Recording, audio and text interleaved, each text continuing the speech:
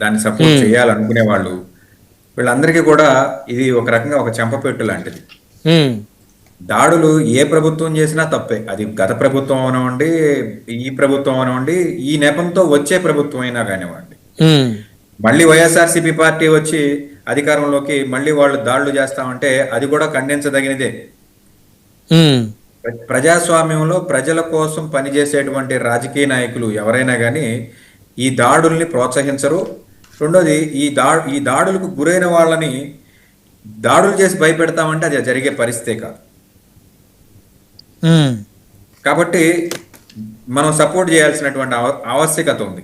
ఈరోజు కోర్టులు అన్ని కేసులు సుమారుగా 50 పైచిలుకు కేసులు చంద్రబాబు నాయుడు గారిని తిట్టారు లేకపోతే అవమానించారు అని చెప్పేసి కేసులు పెట్టడం జరిగింది. కానీ ఒక న్యాయవాదిగా చెప్పేది ఏంటంటే సెటిల్డ్ లా ఏముందంటే బ్రహ్మనాయుడు గారు మల్టిపుల్ ఎఫ్ఐఆర్స్ అనేది ఎప్పుడైనా సరే రాంగ్ స్టేట్మెంట్స్. వీటిని ఎఫ్ఐఆర్లుగా కట్టొద్దు అని చెప్పేసి అత్యున్నత న్యాయస్థానం నుంచి కింది స్థాయి న్యాయస్థానం వరకు అన్ని న్యాయస్థానాలు కూడా పదే పదే చెప్తున్నాయి. కానీ మా నాయకుడిని తిట్టాడనో, మా హీరోని తిట్టాడనో, లేకపోతే మా కులపోని తిట్టాడనో ఎవరు పడితే వాళ్ళు ఎక్కడ పడితే అక్కడ ఎఫ్ఐఆర్లు కట్టించడం అనేది, అంటే ఇప్పుడు ప్రభుత్వంలో ఉన్నారు కాబట్టి 50 ఎఫ్ఐఆర్లు అయినాయి. అదర్వైజ్ ప్రతిపక్షంలో ఉంటే 50 ఎఫ్ఐఆర్లు అయ్యేటువంటి పరిస్థితి కాదు కదా. మల్టిపుల్ ఎఫ్ఐఆర్స్ ప్రభుత్వంలో ఉన్నటువంటి వాళ్ళ మీద ప్రతిపక్షంలో కేసులు పెడితే గత ప్రభుత్వంలో తీసుకోలేదు, ఈ ప్రభుత్వంలో తీసుకోరు. అది ఆల్రెడీ జరుగుతున్నదే.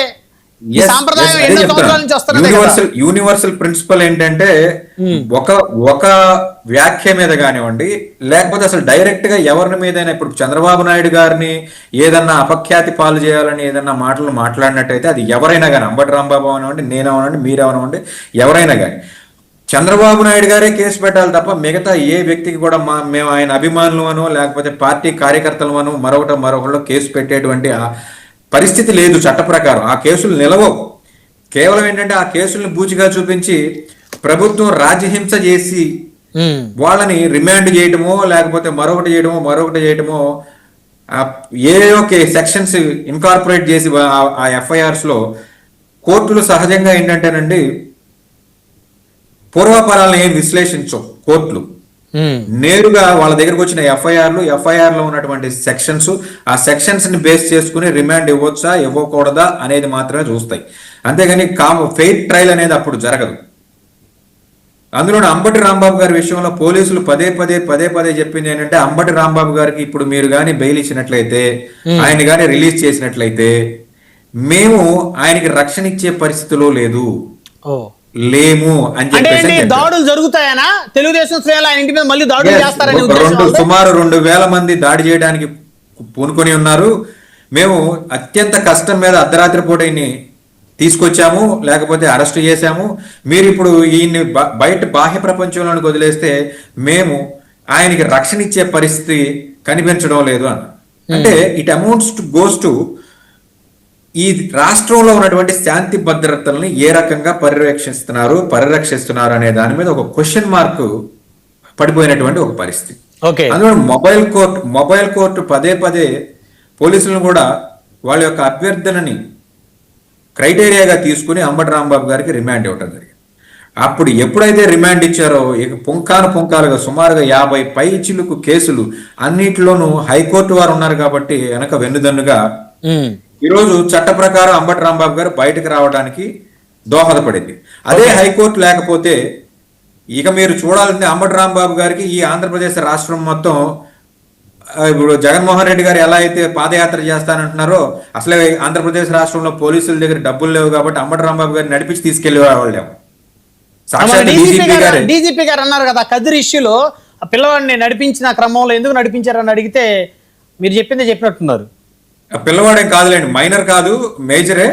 కాకపోతే ఏంటంటే సాక్షాత్తు ఈ రాష్ట్రంలో ఉన్నటువంటి అత్యున్నతమైన అధికారి ఆ రకంగా మాట్లాడడం అంటే ఆశ్చర్యం ఏంటో తెలుసా వెంకటేష్ గారు, ఆ అబ్బాయి ఆ కేసు నుంచి బయటకు వచ్చాడు, వాళ్ళు కాంప్రమైజ్ అయిపోయారు, వాళ్ళు రక్త సంబంధికులే, వాళ్ళ అన్నగారి భార్య వైసీపీ కార్యకర్త గర్భిణీ స్త్రీని కాలుతో తన్నాడని చెప్పేసి పెద్ద ఎత్తున ఆ రోజు ఏదైతే ఆ ఎపిసోడ్ తెర మీదకి వచ్చిందో ఆ తర్వాత అదంతా కూడా అబ్బాయి వైసీపీ కార్యకర్త కాదు అని తెలిసింది. అసలు గర్భిణీని తన్నలేదు కాలుతోడు అని చెప్పేసి వాళ్ళు ఊరు వాళ్ళందరూ వచ్చి ఏకమై మాట్లాడిన పరిస్థితి ఉంది. ఆ 4 రోజులు నడిపించారు, ఆ తర్వాత అంతా సైలెంట్ అయిపోయింది. అంటే ఇప్పుడు దాన్ని ఎవరు మళ్ళీ బ్రహ్మనాయుడు గారు ఈ రోజు ప్రతి ఒక్క వ్యాఖ్యకి ప్రతి ఒక్క సిచ్యువేషన్ కి ఈ రాష్ట్ర ప్రభుత్వం డైవర్షన్ కోరుకుంటుంది. ప్రతి సంఘటన వైఎస్ఆర్సీపీ పార్టీ మీద లేకపోతే పేరు అనవసరం ప్రతిపక్ష పార్టీ మీద పెట్టి వాళ్ళు రాజకీయం చేయాలనేటువంటి ఒక పరిస్థితి ఉంది.